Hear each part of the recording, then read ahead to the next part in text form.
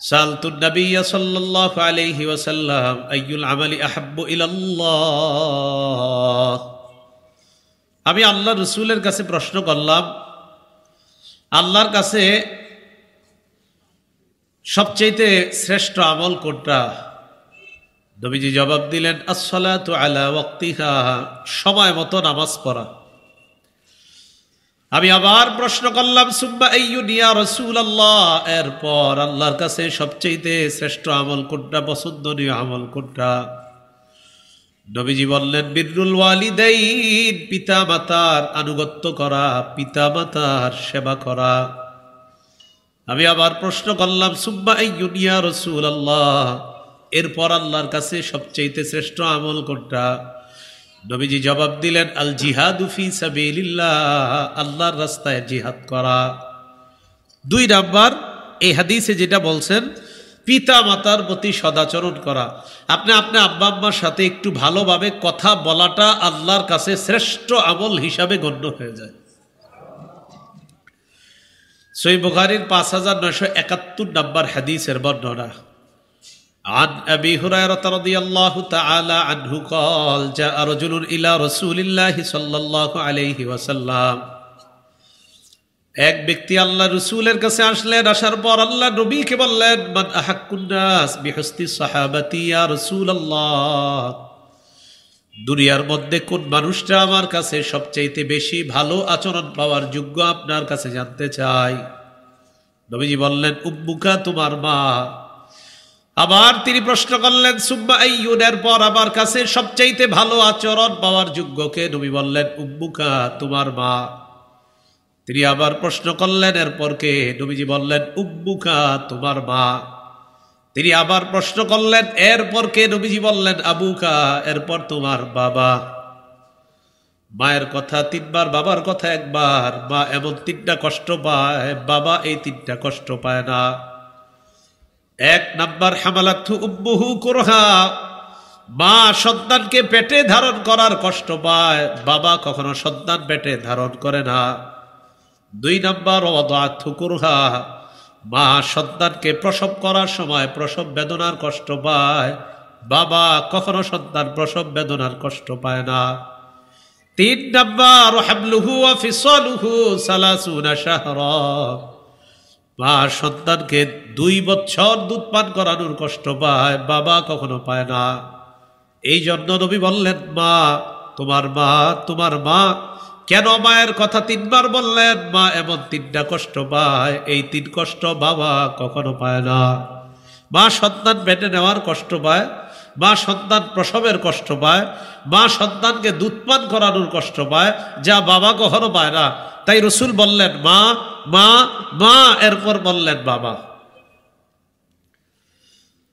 বুখারী শরীফের 5972 নাম্বার হাদিসের বর্ণনা।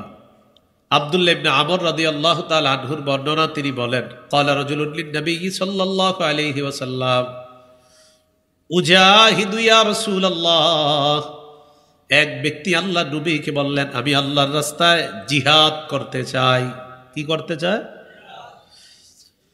নবীজি বললেন, আলাকা আবাওয়ান, তোমার মা বাবা 2 জন জীবিত আছে কিনা? তিনি জবাব দিলেন, মা বাবা 2 জন জিন্দা। নবীজি বললেন, ফাফিহিমা ফাজাহিদ, মা বাবার জিহাদ করার মানে মা বাবার সেবা করার মাধ্যমে জিহাদের সওয়াব পেয়ে যাও। বাসায় যাও, মা বাবার সেবা করো, এটা করলে জিহাদের সওয়াব পাইবা। সহিহ বুখারীর 5973 নাম্বার হাদিসের বর্ণনা। قال رسول الله صلى الله عليه وسلم, নবীজি সাল্লাল্লাহু আলাইহি ওয়াসাল্লাম বলেন, ইয়ালআনুর রাজুলু ওয়ালিদাইহি, এমন একটা জামানা আসবে যে জামানায় সন্তান তার মা বাবাকে গালি দিবে, সন্তান তার মা বাবাকে অভিশাপ দিবে। সাহাবারা বললেন, ইয়া রাসূলুল্লাহ, কাইফা ইয়ালআনুর রাজুলু ওয়ালিদাইহি, সন্তান আমার মা বাবাকে কিভাবে অভিশাপ দেয়, কিভাবে লানত করে, আপনার কাছে জানতে চাই। নবীজি বলেন, ইয়াসুব্বুর রাজুলু আবার রাজুল, কোন ব্যক্তি অন্যের বাপের গালি দেয়, ফায়াসুব্বু আবাহু ওয়া উম্মা, আমি আরেকজনের বাবাকে গালি দিলে ওই ব্যক্তি আমার বাবাকে গালি দিবে, এটাই আমি আমার বাবাকে গালি খাওয়ানো। আমি কারো বাবারে গালি দিলাম, তিনি আমার বাবারে পাল্টা গালি দিলেন, আমি কারো মাকে গালি দিলাম, তিনি আমার মাকে পাল্টা গালি দিলেন, এর মানে আমি আমার বাবা মাকে গালি খাওয়াইলাম। নবী কয় মা বাবারে তুমি অভিশাপ দিলা। মা বাবারে গালি খাওয়ানো মানে কি দেওয়া? অভিশাপ দেওয়া। আল্লাহ আমাদেরকে হেফাজত করেন। নবীজির একজন সাহাবী নাম মুআবিয়া ইবনে জাহিমা রাদিয়াল্লাহু তাআলা, তিনি বলেন আমি নবীজির কাছে আসলাম। আসার পর আমি নবীজিকে বললাম, ইয়া রাসূলুল্লাহ ইন্নী উরিদতুল জিহাদা মাআকা, আমি জিহাদের ময়দানে আপনার আশেপাশে থেকে লড়াই করতে চাই। নবীজি বললেন, আহাইয়াতুন উম্মুকা, তোমার মা জিন্দা আছে কিনা? তিনি জবাব দিলেন, হ্যাঁ আমার মা জিন্দা। নবীজি জবাব দিলেন, ইরজি ফামাররাহা, বাসায় যাও মায়ের সেবা করো। আবার আমি আল্লাহ নবীর কাছে আসলাম। আসার পর বললাম, জিহাদের ময়দানে আমি আপনার আশেপাশে থেকে লড়াই করতে চাই। উরিদু বিযালিকা ওয়াজহাল্লাহ ওয়াদ দারুল আখিরাহ, আমি এই আমলের মাধ্যমে আল্লাহর সন্তুষ্টি চাই, আখিরাত চাই। আমি আপনার আশেপাশে থেকে আল্লাহর রাস্তায় লড়াই করতে চাই। নবীজি বললেন, আহাইয়াতুন উম্মুকা, তোমার মা জিন্দা আছে কিনা? তিনি জবাব দিলেন, আমার মা জিন্দা। নবী বললেন, ইরজি ফামাররাহা, যাও মায়ের সেবা করো। আবার আমি আল্লাহ নবীর সামনে আসলাম। আসার পর বললাম, ইয়া রাসূলুল্লাহ জিহাদের ময়দানে আপনিও থাকবেন, আমি আপনার আশেপাশে থেকে লড়াই করব। জিহাদের ফজিলত চাই, আল্লাহর সন্তুষ্টি চাই, আখিরাত চাই। নবী আবার বললেন, আহাইয়াতুন উম্মুকা, তোমার মা জিন্দা আছে কিনা? তিনি জবাব দিলেন, হ্যাঁ আমার মা জিন্দা। নবীজি বললেন, ইরজি ফাবাররাহা, বাসায় যাও মায়ের সেবা করো। ইলজাম রিজলাহা, মায়ের পা আঁকড়ে ধরো। ফাসাম্মাল জান্নাহ, সেখানেই তোমার জান্নাত। বাসায় যাও মায়ের সেবা করো, সেখানেই জান্নাত। এক ব্যক্তি আয়েশা নবীজিরে বলতেছেন, ইয়া রাসূলুল্লাহ ইন্নী আরিতুল হিজরা, আমি হিজরত করতে চাই, আমি মক্কা থেকে মদিনায় চলে যেতে চাই। মদিনায় গেলে আমি আপনার চেহারা মুবারক দেখতে পারবো, এই কারণে আমি হিজরত করতে চাই। ওয়া তারাকতু আবাওয়াইয়া ইয়াবকিয়ান, আমি যদি হিজরত করি আমার মা বাবাকে আমি কান্নারত অবস্থায় দেখে আসলাম। আমি যদি হিজরত করে মদিনায় চলে যাই, আমার আব্বা আম্মা কান্না করবে। মা বাবারে ঘরের মধ্যে কান্নারত অবস্থায় রেখে আমি আপনার কাছে আসলাম, আমি হিজরতের অনুমতি চাই। নবীজি বললেন, ইরজি ইলাইহিমা ফাআদহিকহুমা কামা আবকাইতাহুমা, বাড়িতে যাও, যাওয়ার পর মা বাবাকে যেইভাবে তুমি কান্না করিয়েছ, বাড়িতে গিয়ে তাড়াতাড়ি তাদেরকে হাসিয়ে দাও। বাড়িতে যাও মা বাবারে হাসাও। কান্না করাইছো কেন? হিজরতে তোমারে নিব কিনা পরের কথা, আগে বাড়িতে যাও, আব্বা আম্মার মুখে হাসি ফুটাও, যেইভাবে তাদেরকে তুমি কান্না করিয়েছো, পরে তোমার সাথে কথা হবে। এই হাদিসগুলোর মাধ্যমে বোঝা যায় পিতা মাতার সেবা করা, আনুগত্য করা কতটা দামি বিষয়। শুধু তাই না, মা বাবা যদি অন্য ধর্মের হয় তাও তাদের সাথে ভালো আচরণ করা লাগবে। এক মহিলা সাহাবিয়া রসুল আকরাম সাল্লাল্লাহু আলাইহি সাল্লামের কাছে ফতুয়া জানতে আসছে। কি ফতুয়া? তিনি বলেন, কদিমাত উম্মি আলাইয়া ওয়া হিয়া মুশরিকা, আমার আম্মা আমার কাছে আসছে এমন অবস্থায় যে আম্মা মুশরিক। আম্মা মুশরিকা মানে আমি মুসলমান কিন্তু আমার মা অমুসলিম। ফাস্তাফতাইতু রাসূলুল্লাহ সাল্লাল্লাহু আলাইহি ওয়াসাল্লাম, আমি আল্লাহ নবীর কাছে ফতোয়া জানতে চাইলাম। ইয়া রাসূলুল্লাহ ইন্না উম্মি কদিমাত আলাইয়া ওয়া হিয়া রাগিবা, আমার আম্মা আমার কাছে আসছে, আমার আম্মা আমার কাছে সেবা চায়। মা অমুসলমান, আমি মুসলমান, আম্মা আসছে আমি যেন মায়ের সেবা করি, এই সেবা চায় মা আমার কাছে। রাসূলুল্লাহ সাল্লাল্লাহু আলাইহি ওয়াসাল্লাম এই কথা শোনার পর তাকে বললেন, তুমি কি বলতে চাও? কয় আফা আসিল উম্মি ইয়া রাসূলুল্লাহ, আমি কি আমার এই অমুসলিম মায়ের সাথে ভালো আচরণ করব কিনা? নবীজি জবাব দিলেন, সিলি উম্মাকি, তুমি তোমার মায়ের সাথে ভালো আচরণ করো। তোমার মা অমুসলমান ঠিক আছে, কিন্তু তুমি তোমার মায়ের সাথে ভালো আচরণ করবা, তাদের সাথে ভালোভাবে কথা বলবা। তোমার মা যেহেতু তোমার কাছে আসছে, তোমার সেবা চায়, তুমি তোমার মায়ের সেবা করবা, এবং তুমি তোমার মুসলিম মাকে যেইভাবে খেদমত করবা তাকেও ঠিক এইভাবে খেদমত করো। এই গেল আয়াতের দ্বিতীয় অংশ, পিতা মাতার আনুগত্য করা। 3 নাম্বার, ওয়াজিল কুরবা, রক্তের সম্পর্ক রক্ষা করা, আত্মীয়তার সম্পর্ক রক্ষা করা। ক্বালা রাসূলুল্লাহ সাল্লাল্লাহু আলাইহি ওয়াসাল্লাম, নবীজি বলেন, মান কানা ইউমিনু বিল্লাহি ওয়াল ইয়াউমিল আখির ফালইয়াসিল রাহিমা। কোন ব্যক্তি যদি আল্লাহ বিশ্বাস করে আর আখিরাত বিশ্বাস করে, ওই ব্যক্তি যেন রক্তের সম্পর্ক রক্ষা করে। কেউ যদি আল্লাহ বিশ্বাস করে, আখিরাত বিশ্বাস করে, সে যেন নিকট আত্মীয় যারা আছে তাদের সাথে সম্পর্ক রক্ষা করে। এগুলো এক নাম্বার কথা, রক্তের সম্পর্ক রক্ষা করা। এর মানে হলো আল্লাহ বিশ্বাস করা আর আখিরাত বিশ্বাস করা। দুই নাম্বার, রক্তের সম্পর্ক রক্ষা করা মানে আল্লাহর হুকুম পালন করা। আল্লাহর হুকুম কি করা? সূরা রাদের 21 নম্বর আয়াতে আল্লাহ বলেন, ওয়াল্লাযীনা ইয়াসিলুনা মা আমারাল্লাহু বিহি আইয়ুসালা, এবং যারা তা রক্ষা করে যা রক্ষা করার হুকুম আল্লাহ করেছেন। আল্লাহ রক্তের সম্পর্ক রক্ষা করার হুকুম করেছেন, সুতরাং যারা রক্তের সম্পর্ক রক্ষা করবে তারা কেমন যেন আল্লাহর হুকুমকেই রক্ষা করে, কারণ আল্লাহ বলছে রক্তের সম্পর্ক রক্ষা করতে। তিন নাম্বার, রক্তের সম্পর্ক যে রক্ষা করবে, ভাই ভাইয়ের বন্ধন, ভাই বোনের বন্ধন, ফুফু খালা, তাদের সম্পর্ক যে রক্ষা করবে, আল্লাহ তার সাথে সম্পর্ক রক্ষা করবে। কে? আমি যদি রক্তের সম্পর্ক রক্ষা করি, আমার সাথে সম্পর্ক রক্ষা করবে কে? আল্লাহ।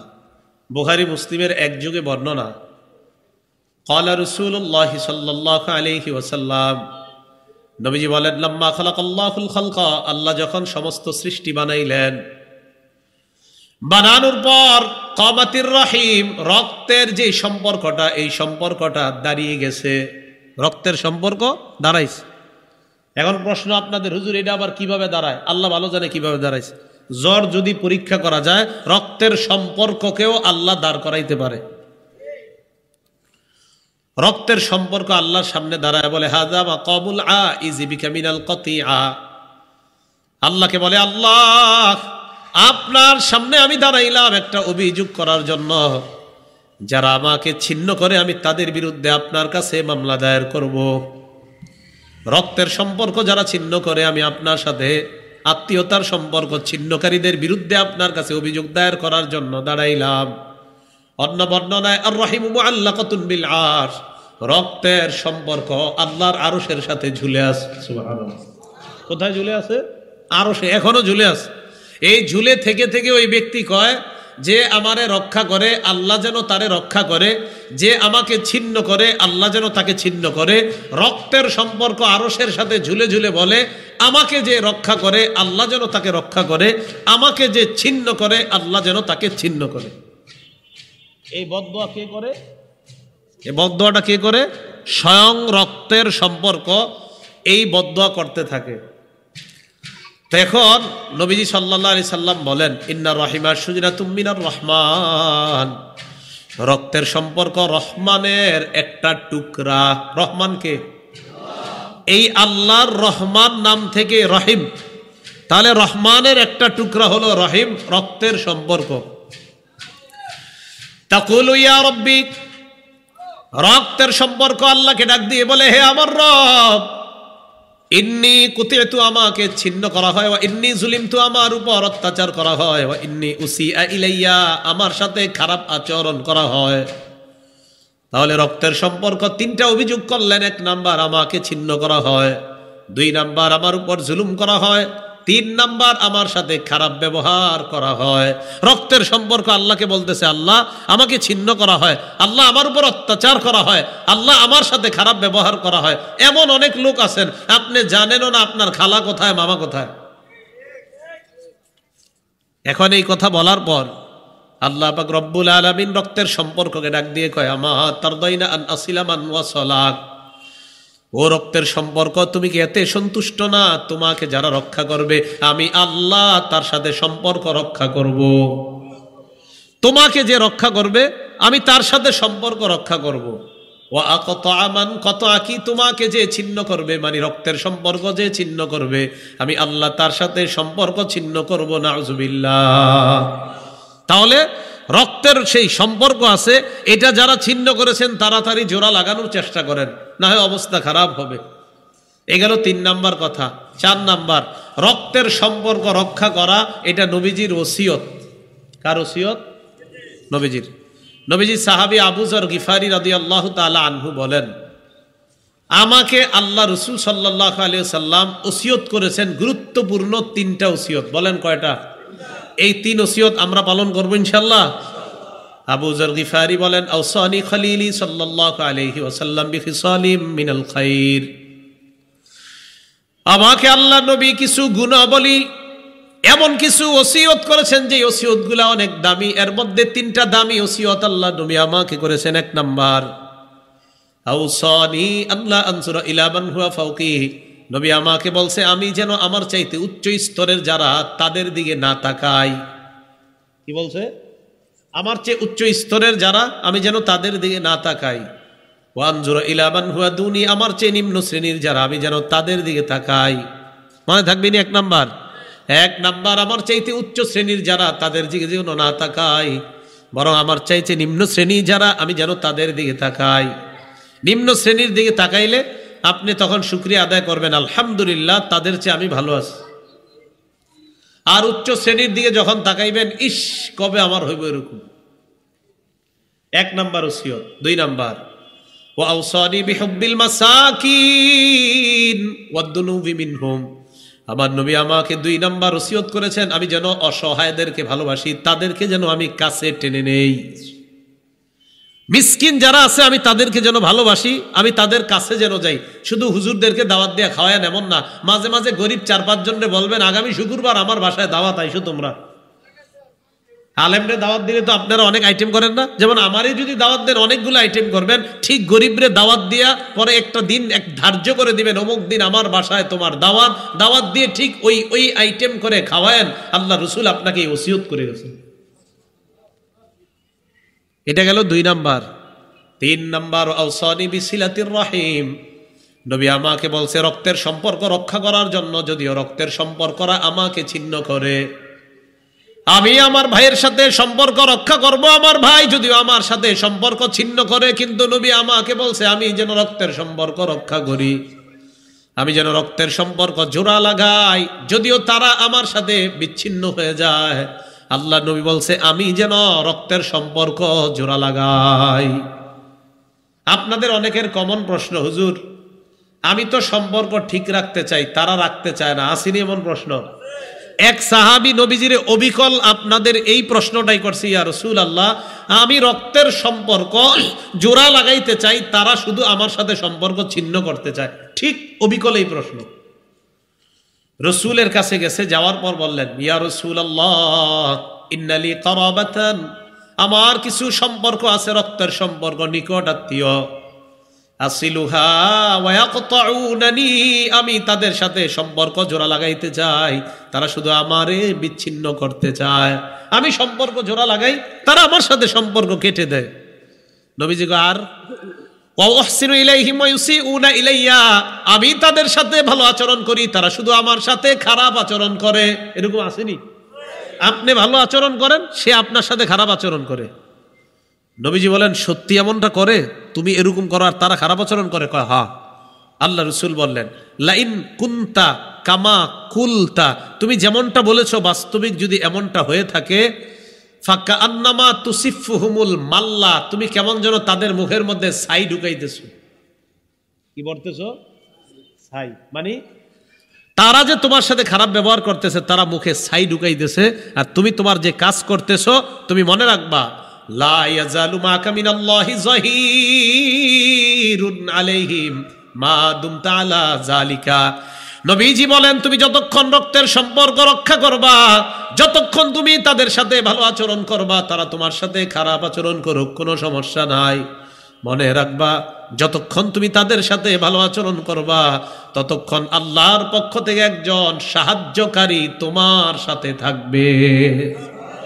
তুমি যতক্ষণ ভালো আচরণ করবা, যতক্ষণ তুমি সম্পর্ক রক্ষা করবা, আল্লাহর পক্ষ থেকে একজন ফেরেশতা তোমার সাহায্যকারী হয়ে যাবে। এই হাদিস দ্বারা কি বুঝলাম? আমার সাথে কেউ সম্পর্ক ছিন্ন করুক, আমি জোড়া লাগাবো।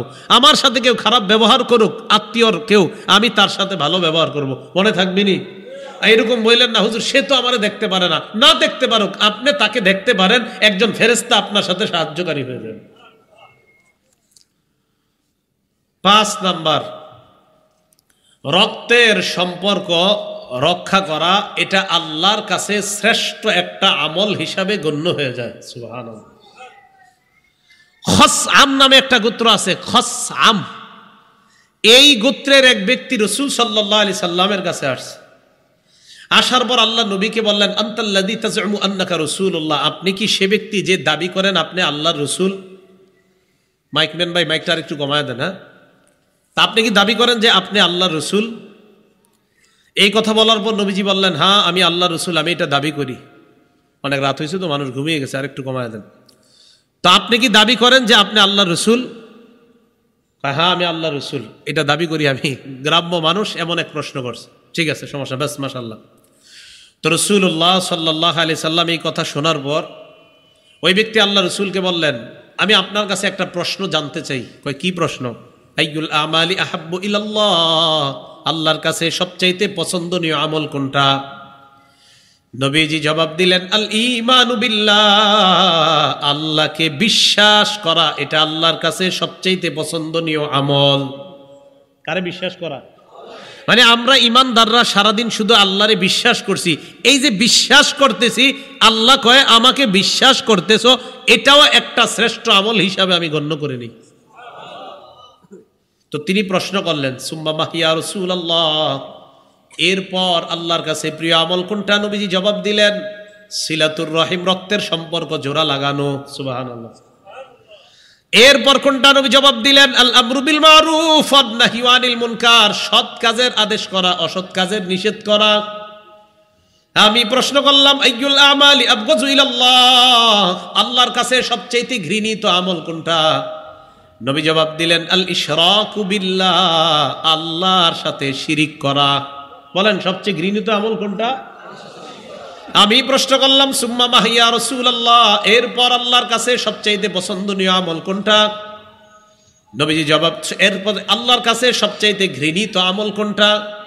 নবী জবাব দিলেন, কতিয়াতুর রহিম, রক্তের সম্পর্ক ছিন্ন করা। রক্তের সম্পর্ক ছিন্ন করা। তাহলে প্রথম প্রশ্ন, আল্লাহর কাছে ঘৃণিত আমল কোনটা? নবীজি বললেন শিরিক করা। এরপরের প্রশ্ন করলেন আবার, হুজুর এরপর আল্লাহর কাছে ঘৃণিত আমল কোনটা? নবীজি বললেন রক্তের সম্পর্ক ছিন্ন করা। আমি আমার ভাইয়ের সাথে 10 বছর কথা বলি না, এটা কোনো গর্বের বিষয় না, এটা গজবের বিষয়। এটা কিসের বিষয়? ভাই আপন ভাই ভাইকে 5 বছর চেহারার দিকেও তাকায় না, এমনও ভাই খুঁজে পাবেন, একই মায়ের পেটের 2 সন্তান। তো রাসূলুল্লাহ সাল্লাল্লাহু আলাইহি সাল্লামকে প্রশ্ন করলেন, সুম্মা মা ইয়া রাসূলুল্লাহ, এরপর আল্লাহর কাছে সবচাইতে ঘৃণিত আমল কোনটা? নবীজি জবাব দিলেন, এরপর সবচাইতে ঘৃণিত আমল হলো অসৎ কাজের আদেশ করা এবং সৎ কাজের নিষেধ করা। অসৎ কাজের আদেশ করা, সৎ কাজের নিষেধ করা, এটা আল্লাহর কাছে সবচেয়ে ঘৃণিত আমল। তাহলে কি জানলাম বলেন তো? রক্তের সম্পর্ক ছিন্ন করা কার কাছে সবচেয়ে পছন্দনীয় আমল? আল্লাহর কাছে। আর রক্তের সম্পর্ক ছিন্ন করা আল্লাহর কাছে সবচেয়ে কি আমল? ঘৃণিত আমল। আল্লাহ আমাদেরকে হেফাজত করেন। 6 নাম্বার কথা, রিজিকে আর হায়াতে বরকত চান কারা কারা? রিজিকে হায়াতে সবাই বরকত চান? একটা আমল করবেন, রিজিকও বাড়বে, হায়াতও বাড়বে। কয়টা আমল? ক্বালা রাসূলুল্লাহ সাল্লাল্লাহু আলাইহি ওয়াসাল্লাম, নবীজি বলেন, মান সাররাহু আইয়ুবসাতা লাহু ফি রিজকিহি ওয়া ইউনসা লাহু ফি আসরিহি, কোন মানুষ যদি চায় তার রিজিকের মধ্যে বরকত হোক আর তার হায়াতের মধ্যে বরকত হোক, একটা আমল সে যেন বাড়ায়া দেয়। ফাল্যাসিল রাহিমা, রক্তের সম্পর্ক যেন রক্ষা করে, আল্লাহ তার রিজিকও বাড়ায়া দিবেন, হায়াত বাড়ায়া দিবেন। রক্তের সম্পর্ক জোড়া লাগান, ভাই ভাই তাড়াতাড়ি মিলে যান, ভাই বোন মিলে যান। আল্লাহ রাসূল বলেন তাদের রিজিক আর হায়াত বাড়তে থাকবে। 7 নাম্বার, যে ব্যক্তি 2টা আমল করবে 3টা উপকার হবে। আমল কয়টা? উপকার কয়টা? 3টা। আব্দুল্লাহ ইবনে ওমর রাদিয়াল্লাহু তাআলা আনহু বলেন, মানিত্তাকা রাব্বা ওয়া ওয়াসালা রাহিমা, 1 নাম্বার আমল হলো আল্লাহকে যে ভয় করবে, 2 নাম্বার রক্তের সম্পর্ক রক্ষা করবে। আমল 2টা বলেন তো? 1 নাম্বার আল্লাহর ভয়, বলেন 1 নাম্বার, 2 নাম্বার রক্তের সম্পর্ক রক্ষা করা, 2 নাম্বার। তাহলে আবার বলেন আপনারা, 1 নাম্বার, 2 নাম্বার যে ব্যক্তি রক্ষা করবে। উপকার কয়টা? 3টা। 1 নাম্বার উপকার, নুসিয়া লাহু ফি আজলিহি, এক নাম্বার উপকার, তার মৃত্যুটা আল্লাহ পাক রব্বুল আলামিন, মানে ওই ব্যক্তির যে একটা সময় আছে দুনিয়ার মধ্যে বেঁচে থাকার, তার ওই সময়ের মধ্যে আল্লাহ বরকত দিয়ে দিবেন।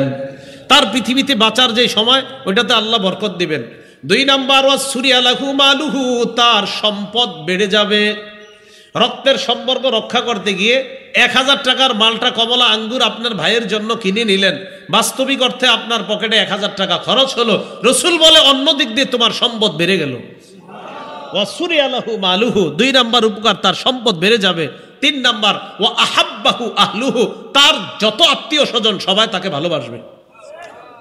যেই ব্যক্তি আল্লাহকে ভয় করবে আর রক্তের সম্পর্ক জোড়া লাগাবে, এই ব্যক্তির 3 উপকার। 1 নাম্বার হায়াতে বরকত, 2 নাম্বার সম্পদে বরকত, 3 নাম্বার তার আত্মীয় স্বজনরা তাকে ভালোবাসা শুরু করবে, মানে আত্মীয় স্বজনের কলবের মধ্যে আপনার প্রতি আল্লাহ ভালোবাসা তৈরি করে দিবেন। এই গেল 7 নাম্বার কথা। 8 নাম্বার কথা, রক্তের সম্পর্ক কিয়ামতের ময়দানে উপস্থিত হবে। রক্তের সম্পর্কটা, আমি আপনারা মানে আমাদের মাঝে যে সম্পর্ক, এই সম্পর্কটা কিয়ামতের মাঠে উপস্থিত হবে। হওয়ার পর কি হবে? ক্বালা রাসূলুল্লাহ সাল্লাল্লাহু আলাইহি ওয়াসাল্লাম, নবীজি বলেন, কুল্লু রাহিমিন আতিয়াতুন ইয়াউমাল কিয়ামাহ, রক্তের সম্পর্ক কিয়ামতের ময়দানে উপস্থিত হবে। ফাতাশহাদু লাহু বিসিলাতিন ইন কানা ওয়াসালাহা, রক্তের সম্পর্ক কিয়ামতের ময়দানে উপস্থিত হওয়ার পর বলবে, আল্লাহ ওমকে আমাকে রক্ষা করছে, মাবুদ তুমি তাকে রক্ষা করো, আমি তার পক্ষে সাক্ষী দিলাম। আল্লাহ এই ব্যক্তি আমাকে রক্ষা করেছে, তুমিও তাকে রক্ষা করো, আমি তার পক্ষে সাক্ষী দিয়ে দিলাম। আর ওয়া আলাইহি বিকাতিআতিন ইন কানা কাতাআহা, যে ব্যক্তি রক্তের সম্পর্ক ছিন্ন করবে, এই রক্তের সম্পর্ক কিয়ামতের ময়দানে আল্লাহকে বলবে, আল্লাহ এই ব্যক্তি আমাকে ছিন্ন করেছে, তুমিও তাকে ছিন্ন করে জাহান্নামে দাও। এগুলো 8 নাম্বার কথা। 9 নাম্বার কথা, যে ব্যক্তি রক্তের সম্পর্ক রক্ষা করার ক্ষেত্রে গিয়ে তাদেরকে দান সৎকা করে, আল্লাহ তাকে সৎকা করা আর রক্তের সম্পর্ক দুইটা রক্ষা করার জন্য ডাবল সওয়াব দান করবে। আমি আবার বলছি, আপনি 10 টাকা কোনো মিসকিনরে দিলেন, তাহলে আপনার সওয়াব একটা মানে সওয়াব মানে দানের সওয়াব। আর আপনার আত্মীয় স্বজনের কোনো গরিবরে আপনি দান করলে 1 আত্মীয়তার সম্পর্কের সওয়াব, 2 দানের সওয়াব। রাসূলুল্লাহ সাল্লাল্লাহু আলাইহি সাল্লাম বললেন, নারীদের ব্যাপারে বললেন, হে নারী সম্প্রদায়, তাসাদ্দাকনা, তোমরা বেশি বেশি দান করো, ফা ইন্নী উরিতুকুন্না আকসার আহলিন নার, আমি দেখলাম তোমাদের বেশিরভাগ জাহান্নামী, তোমাদের বেশিরভাগ। অন্য বর্ণনায় আল্লাহ নবী বলেন, ইন্না আকাল্লা সাকিনিল জান্নাহ আন-নিসা, জান্নাতের মধ্যে সবচাইতে, অধিবাসীদের মধ্যে সবচাইতে কম অধিবাসীর সংখ্যা দেখলাম নারী সম্প্রদায়। এটা আপনি আবার এত আনন্দিত হওয়ার কিছু না। নারী সম্প্রদায় মানে আমার আপনার মা বোন, এরাই তো হবে, তা আপনি আনন্দিত হওয়ার কিছু নাই। নবীজি বলেন, ইন্না আকাল্লা সাকিনিল জান্নাহ আন-নিসা, আমি দেখলাম জান্নাতে অধিবাসীদের মধ্যে বেশি কম অধিবাসী নারীরা, আর জাহান্নামে দেখলাম বেশি নারীরা। জাহান্নামে দেখলাম বেশি নারীরা, জান্নাতে দেখলাম কম নারীরা। এই হাদিস বলার পর এক নারী দাঁড়ায় কয়, হুজুর কেন আপনি আমাদেরকে বেশি দেখলেন জাহান্নামে? নবীজি জবাব দিলেন, তাকফুরনাল তুকসিরনাল লাইনা ওয়া তাকফুরনাল আশিরা, তোমরা কথায় কথায় অভিশাপ দাও আর বেশি বেশি স্বামীর নাফরমানি করো, এই কারণে আমি তোমাদেরকে জাহান্নামে দেখলাম। কথায় কথায় খালি অভিশাপ দাও আর তোমরা স্বামীর নাফরমানি করো, তাই দেখলাম তোমরা জাহান্নামী। এই কথা বলার পর রাসূলুল্লাহ সাল্লাল্লাহু আলাইহি সাল্লাম যখন বললেন বেশি বেশি তোমরা সদকা করো, এই কথা শুইনা আব্দুল্লাহ ইবনে মাসউদ রাদিয়াল্লাহু তাআলা আনহুর বিবি বাসায় আসছে। তাড়াতাড়ি বাসায় আসার পর রাসূলুল্লাহ সাল্লাল্লাহু আলাইহি ওয়াসাল্লামের সাহাবী আব্দুল্লাহ ইবনে মাসউদকে তার বিবি বললেন, আচ্ছা তুমি তো গরিব মানুষ, আমি যদি আমার স্বর্ণ গহনা কিছু আমি তোমারে দান করি, এই দান হবে কিনা? তুমি একটু নবীজির কাছে যাই না আসো। আব্দুল্লাহ ইবনে মাসউদ কয়, না আমি যাবো না, তুমি যাও। আব্দুল্লাহ ইবনে মাসউদ কেন যায় না? উনি একজন আলেম সাহাবী ছিলেন তো, আত্মমর্যাদা বোধওয়ালা মানুষ। আব্দুল্লাহ ইবনে মাসউদ সাহাবীদের মধ্যে যারা প্রধান, একদম যারা উপরের পর্যায়ের আলেম ছিলেন, আব্দুল্লাহ ইবনে মাসউদ তাদের একজন। শুধু তাই না, সাহাবীদের মধ্যে যারা ফতুয়া দিতেন, কি দিতেন? ফতুয়া। এই ফতুয়া দিতেন যারা, তাদের সংখ্যা প্রায় 100-র উপরে, কেউ 130ও লেখছেন। এই 130 জনের মধ্যে প্রধান মুফতি সাহেব ছিল 7 জন। এই 7 জনের একজন আব্দুল্লাহ ইবনে মাসউদ। প্রধান মুফতি ছিলেন কয়জন? 7 জন। 7 জনের মধ্যে 6 জন ছিলেন পুরুষ, একজন ছিলেন নারী। নারী ছিলেন আম্মা জান আয়েশা সিদ্দিকা, সুবহানাল্লাহ। উনি ফতুয়া দিতেন। আর 6 জন ছিলেন পুরুষ। এই 6 জনের একজন আব্দুল্লাহ ইবনে মাসউদ। শুধু তাই না, নবীজি ইন্তেকালের পর সাহাবায়ে কেরাম জটিল কঠিন বিষয়ে আব্দুল্লাহ ইবনে মাসউদের শরণাপন্ন হয়ে যেতেন। এত বড় আলেম ছিলেন উনি। তো আব্দুল্লাহ ইবনে মাসউদ রাদিয়াল্লাহু তাআলা ওনার স্ত্রীকে বললেন, আমি নবীজির কাছে এই বিষয়ে যেতে পারবো না, তুমি যাও। তো তার বিবি গেলেন। যাওয়ার পর নবীজির বাসার সামনে গিয়ে দেখে আরেক মহিলা বৈশা রয়েছে। ওই মহিলাও এই কারণে বৈশা রয়েছে যে এই মহিলা আব্দুল্লাহ ইবনে মাসউদের বিবি যেই ফতুয়া জানার জন্য গেছে, আরেকটা মহিলা যিনি বৈশা রয়েছে উনিও সেম মাসালা জানার জন্য বৈশা রয়েছে। সুবহানাল্লাহ। দুইজনে বৈশা রয়েছে। বেলাল রাদিয়াল্লাহু তাআলা আনহু বেরোয় আসছে। আসার পর হযরত বেলালকে বললেন, বেলাল, আমাদের পক্ষ থেকে নবীজিকে একটা মাসালা জিজ্ঞাসা করে আমাদেরকে তুমি একটু জানাও। হযরত বেলাল বললেন, কি মাসালা? কয়, নবীজিকে জিজ্ঞাসা করবা, আমরা আমাদের স্বামীকে যদি দান করি তাহলে এই দানটা আদায় হবে কিনা। এটা ওয়াজিব দান না, এমনি দান আর কি, ওয়াজিব কোনো সদকা না, এমনি দান। আর বলে দিলেন, ওয়ালা তুখবিরহু মান নাহনু, নবীজিকে বইল না আমরা কারা, আমরা যে 2 জন মহিলা কার বিবি কি না কি এটা নবীরে বইল না, তুমি শুধু গিয়া বাস মাসালাটা যাই না। হযরত বেলাল বললেন, ঠিক আছে, অপেক্ষা করো। ভিতরে গেছে। যাওয়ার পর বললেন, ইয়া রাসূলুল্লাহ, 2 মহিলা তাসআলানিক, আপনার কাছে মাসালা জিজ্ঞাসা করতেছে, তারা যদি স্বামীর পক্ষ থেকে দান করে আতুজিউ আনহুমা, এই দান কি আদায় হবে? নবীজি বললেন, তারা কারা? কি বললেন? তারা কি বলছিল? তারা বেলালকে কি বলছে? আমার নাম, আমাদের নাম বললো না। নবীজির কাছে জিজ্ঞাসা করার পর নবীজি সাল্লাল্লাহু আলাইহি ওয়াসাল্লাম বললেন, তারা কারা? এখন কথা হলো, নবীজির কথার দাম তো তাদের চেয়ে আরো বেশি। তারা বলছে আমাদের নামটা বইল না, কিন্তু এটা তো বলে নেই নবী জিজ্ঞাসা করলে বলবা না, মানে নিজের পক্ষ থেকে তুমি বইল না। তো রাসূল সাল্লাল্লাহু আলাইহি ওয়াসাল্লাম বললেন, তারা কারা? হযরত বেলাল কি করলেন? চিন্তা করলেন। ওই দিক দিয়ে তারা বলছে না বলতে, আর নবীজি জিজ্ঞাসা করতেছে, তো কথা দামি তো বেশি নবীরটা, আমি নবীকে বলে দিই। নবীজিকে বললেন, ইয়া রাসূলুল্লাহ, একজন আনসারীর এক সাহাবীর স্ত্রী, আরেকজন আব্দুল্লাহ ইবনে মাসউদ রাদিয়াল্লাহু তাআলা আন, আপনার যে সাহাবী, আলেম সাহাবী, তার বিবি।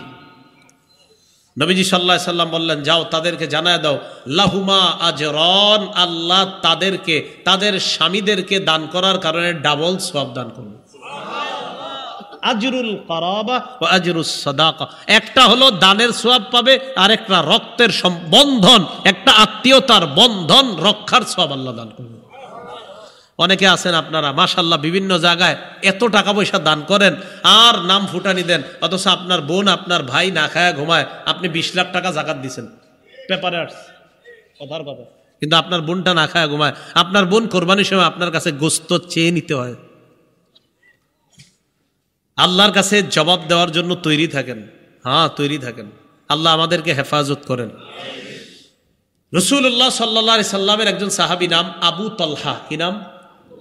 বুখারীর 1461 নম্বর হাদিসের বর্ণনা। সূরা আলী ইমরানের 92 নম্বর আয়াতে কারিমা যখন নাজিল হয়, 4 নম্বর পারার একদম শুরু লাইনটা, পৃষ্ঠার শুরু লাইনটা, প্রথম পৃষ্ঠার শুরু লাইনটা, লান তানালুল বিররা হাত্তা তুনফিকু মিম্মা তুহিব্বুন, তোমরা ততক্ষণ পুণ্য কামাই করতে পারবে না যতক্ষণ তোমরা তোমাদের পছন্দনীয় জিনিসটা দান না করবা, ততক্ষণ পুণ্য কামাই করতে পারবা না। সাহাবাদের মাঝে প্রতিযোগিতা শুরু হয়ে গেছে, আমার পছন্দনীয় কোনটা, আমার পছন্দনীয় কোনটা, মানে তাদের পছন্দনীয় যে জিনিসটা এটাই তারা দান করে। হাদিসের মধ্যে আসছে, কানা আবু তালহা আকসারুল আনসারি বিল মাদিনাতি মালাম মিন নাখলিন, আনসারি সাহাবাদের মধ্যে যাদের খেজুরের বাগান ছিল বেশি, ওই জামানায় খেজুরের বাগান থাকা মানে অনেক সম্পদের মালিক থাকা, মানে সম্পদের মালিক মানে খেজুরের বাগান। কারণ আরবের আপনার প্রধান একটা খাদ্যের নাম কি? খেজুরের বাগানের মালিক থাকা, ওটের মালিক থাকা, এগুলা ধনী লোকের লক্ষণ ওই জামানায়। তো আবু তালহা রাদিয়াল্লাহু তাআলা আনসারি সাহাবাদের মধ্যে খেজুর বাগান তার অনেক বেশি ছিল। সুবহানাল্লাহ। খুব মনোযোগ দিয়ে এই কথাটা মনে রাখবেন। ওয়াকানা আহাব্বা আমওয়ালিহি ইলাইহি বাইরুহা, আবু তলহা রাদিয়াল্লাহু তাআলা আনহুর কাছে ওনার খেজুর বাগানের মধ্যে সবচাইতে পছন্দনীয় একটা বাগান ছিল, এটার নাম ছিল বাইরুহা। বলেন কি নাম? মজার ব্যাপার হলো এই খেজুরের বাগানটা কোথায় ছিল? কানাত মুস্তাকবিলাতাল মসজিদি, মসজিদে নববী, মানে নবীজি মসজিদ থেকে যেই দরজা দিয়ে বের হতেন, বের হয়ে সোজাসুজি ওনার খেজুরের বাগানটা ছিল। আরো কি করতেন জানেন নবীজি? কানা রাসূলুল্লাহ সাল্লাল্লাহু আলাইহি ওয়াসাল্লাম ইয়াদখুলুহা ওয়া ইয়াশরাবু মিম্মা ইন ফিহা তাইয়্যিব। নবীজি ওই বাগানে যাইতেন, যাওয়ার পর ওই বাগানের সুমিষ্ট পানি আল্লাহ রসুল পান করতেন। নবীজিও এই বাগানটা খুব পছন্দ করতেন। এই বাগানটা সবচেয়ে পছন্দনীয় কার কাছে? সাহাবী আবু তলহা। আবু তলহার সম্পদের মধ্যে সবচেয়ে পছন্দনীয় সম্পদের নাম কি বলেন তো? বাইরুহা। বলেন সবাই, কি নাম? বাইরুহা। তা এই বাইরুহা নামক বাগানটা ওনার সবচেয়ে পছন্দনীয়। আর আল্লাহ বলছে, তোমরা ততক্ষণ পুণ্য কামাই করতে পারবা না যতক্ষণ তোমার সবচেয়ে পছন্দনীয় জিনিসটা দান না করবা। আবু তলহা আল্লাহ রসুলের কাছে আসলেন, আসার পর বললেন, ইয়া রাসূলুল্লাহ, আল্লাহ বলছে লান তানালুল বিররা হাত্তা তুনফিকু মিম্মা তুহিব্বুন, তোমরা ততক্ষণ পুণ্য কামাই করতে পারবে না যতক্ষণ তোমরা পছন্দনীয় জিনিসটা দান না করবা।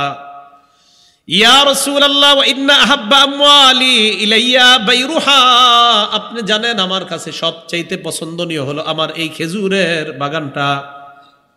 নবীজি কয়, কি বলতে চাও? কয় হাজিহি সাদাকাতুন লিল্লাহ, আপনি সাক্ষী, এই মুহূর্তে আমি এই খেজুরের বাগান আল্লাহর নামে সদকা করে দিলাম। ওয়া ইন্নী উরিদু আজরাহা ওয়া যুখরাহা ইনদাল্লাহ, আমি দুনিয়ার কারো কাছে আর প্রতিদান চাই না, আমি এই প্রতিদানটা আল্লাহর কাছে জমা রাখতে চাই, মরণের পর যেন পেয়ে যাই। হুজুর, প্রতিদানটা আল্লাহর কাছে জমা থাক। এজন্য কিছু আমল মাঝে মাঝে কইরেন, এই আমল কারোরে বইলেন না, প্রতিদানটা কার কাছে রেখে দিবেন? হ্যাঁ, আল্লাহর কাছে রেখে দিয়েন। কিছু আমলের প্রতিদান আল্লাহর কাছে রেখে দিয়েন। আপনারা যেখানে সেখানে খালি বলতে থাকেন আমি এটা করেছি, আমি সেটা করেছি, আরে কিছু রেখে দিয়েন আল্লাহর কাছে, এত বইলেন না। তো আবু তলহা রাদিয়াল্লাহু তাআলা রাসূলুল্লাহ সাল্লাল্লাহু আলাইহি সাল্লামকে বললেন, হাদিহি সাদাকাতুন লিল্লাহ, এটা আল্লাহর জন্য সদকা করে দিলাম।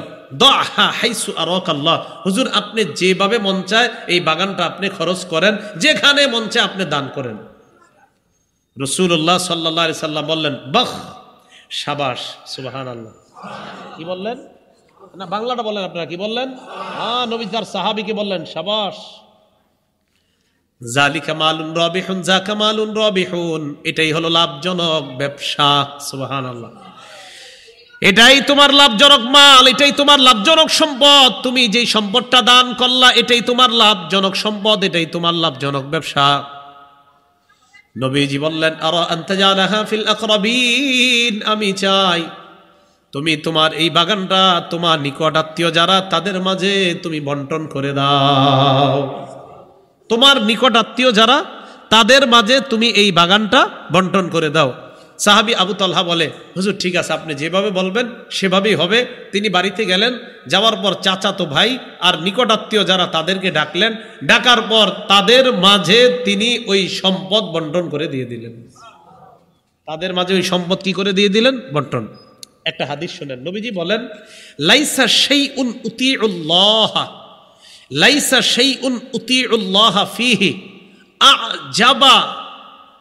রাসূলুল্লাহ সাল্লাল্লাহু আলাইহি সাল্লাম বলেন, পৃথিবীতে এমন কোনো জিনিস নাই, এমন কোনো আমল নাই যে আমলটা করার পর আমার কাছে সওয়াব আসে, তবে আজাবা সাওয়াবাম মিন সিলাতির রহিম, রক্তের সম্পর্ক রক্ষা করার সওয়াবটা এত দ্রুত আসে যে অন্য কোনো ইবাদতের সওয়াব এত দ্রুত আসে না।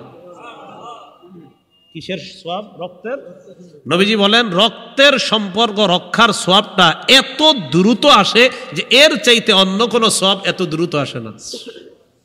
তাহলে ভাই রক্তের সম্পর্কগুলা রক্ষা করবো তো আমরা ইনশাআল্লাহ। এই আয়াতের 3 নাম্বার বিষয় এটা, ওয়াজিল কুরবা, রক্তের সম্পর্ক রক্ষা করো। তাহলে 1 নাম্বার জানলাম আল্লাহ ছাড়া কারো ইবাদত করা যাবে না। 2 নাম্বার ওয়াবিল ওয়ালিদাইনি ইহসানা, পিতা মাতার প্রতি সদাচরণ করা, 3 নাম্বার রক্তের সম্পর্ক রক্ষা করা, 4 নাম্বার ওয়াল ইয়াতামা, এতিম যারা আছে তাদের সম্পর্ক রক্ষা করা, তাদের সাথে তাদের প্রতি সদাচরণ করা। আপনার ভাই মারা গেছে, আপনার ভাতিজা আছে, ভাতিজি আছে এতিম, আপনি চিন্তা আছেন কিভাবে কলমের খোঁচায় তাদের থেকে ভাইয়ের জমিনটা নেওয়া যায়। আল্লাহ পাক রব্বুল আলামিন বলেন, ইন্নাল্লাযীনা ইয়াকুলুনা আমওয়ালাল ইয়াতামা যুলমান ইন্নামা ইয়াকুলুনা ফি বুতুনিহিম নারা। যারা এতিমের সম্পদ অন্যায়ভাবে ভক্ষণ করে তারা পেটের মধ্যে আগুন খায়। কি খায় বলেন? এতিমের সম্পদ খাওয়া মানে কি খাওয়া? আগুন খাওয়া। ওয়াসায়াসলাউনা সাইরা, অচিরেই তারা জাহান্নামে প্রবেশ করবে, প্রজ্বলিত আগুনে প্রবেশ করবে। তাহলে এতিমের সম্পদ খাওয়া মানে আগুন খাওয়া। ক্বালা রাসূলুল্লাহ সাল্লাল্লাহু আলাইহি ওয়াসাল্লাম আনা ওয়া কাফিলুল জান্নাহ, আনা ওয়া কাফিলুল ইয়াতীম ফিল জান্নাতি হাকাযা। আল্লাহ নবী বলেন, আমি এবং এতিমের অভিভাবক জান্নাতে এইভাবে থাকবো, এইভাবে। মানে আমি আর এতিমের অভিভাবক জান্নাতে পাশাপাশি থাকবো। এগুলো 4 নাম্বার। ওয়াল মাসাকিন, মিসকিন, অসহায় যারা, তাদের অধিকার রক্ষা করা। সেটা আগেই বললাম। রাসূলুল্লাহ সাল্লাল্লাহু আলাইহি ওয়াসাল্লাম আল্লাহরে বললেন, আল্লাহুম্মা আহইনি মিসকিনা, আল্লাহ আমারে মিসকিন অবস্থায় আপনি জীবিত রাখেন। ওয়া আমিতনি মিসকিনা, মিসকিন অবস্থায় আমার মৃত্যু দিয়েন। ওয়াহশুরনি ফি জুমরাতিল মাসাকিন, মিসকিনদের দলে কিয়ামতের মাঠে আমারে উঠায়েন। তাহলে মিসকিনদের অধিকার এটা রক্ষা করা, অসহায় দরিদ্র তাদের অধিকার এটা রক্ষা করা। ওয়াকুলু লিন্নাসি হুসনা, মানুষের সাথে ভালো কথা বলা। বলেন মানুষের সাথে কি কথা বলা? রাসূলুল্লাহ সাল্লাল্লাহু আলাইহি সাল্লাম বলেন, তুমি যদি কাউকে সদকা করতে নাও পারো, ওয়ালাউ আন তালকা আখাকা বিওয়াজহিন মুনতালিকিন, তুমি যদি তোমার ভাইয়ের দিকে হাস্যোজ্জ্বল একটা চেহারা নিয়ে তাকাও, তাকায় সুন্দর একটা কথা বলে দাও, এটাও তোমার সদকা করার সওয়াব হয়ে যাবে। এটাও সদকা করার কি হয়ে যাবে?